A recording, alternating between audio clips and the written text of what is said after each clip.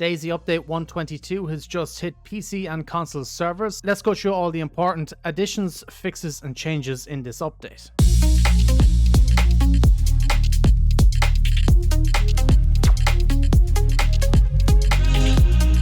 They have added a number of new backpacks to the game, including the sling bag, army pouch,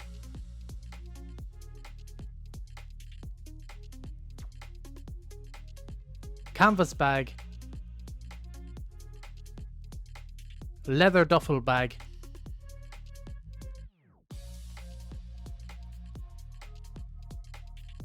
craftable dry sack.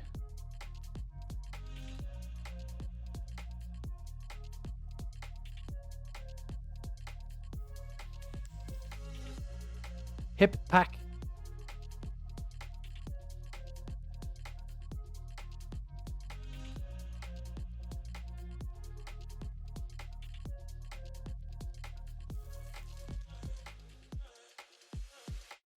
they've added a new animation and sound for activating the heat pack.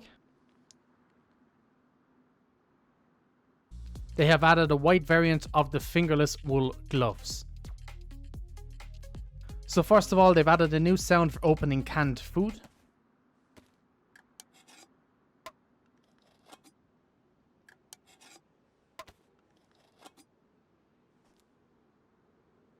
They have adjusted the front desk at the hospital. Before, you were not able to run around the thing. You had to climb on top of the desk to be able to get behind it. And now you can walk the entire way around it, which is quite a nice little feature. If there is some loot behind that desk, you can now walk around and pick it up. The front desk now also seems to spawn loot. The devs have done a lot of changes to armor values in the game against melee weapons, so it depends on the clothing that you're wearing. The more clothing you're wearing, the less likely you are to get a cut from a Z or melee weapons in the game. They have also messed around with the shock damage that you get from sharp and blunt melee weapons.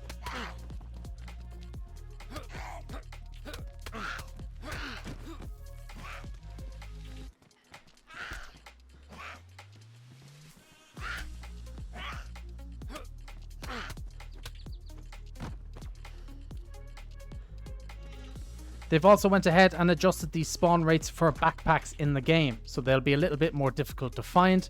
The military ones will be also a bit more difficult to find, and Zeds now spawn with less backpacks on them than before.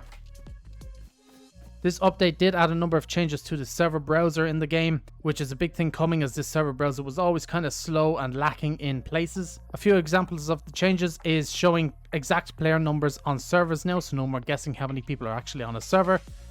They've added color to certain areas of the server browser to make it more easier to see. They've added an option so you can buy Livonia straight from the main menu. It takes you to the Steam store or whatever the console equivalent will be. It is now easier to direct connect and search for a server in the browser menu, as it was quite difficult in the past.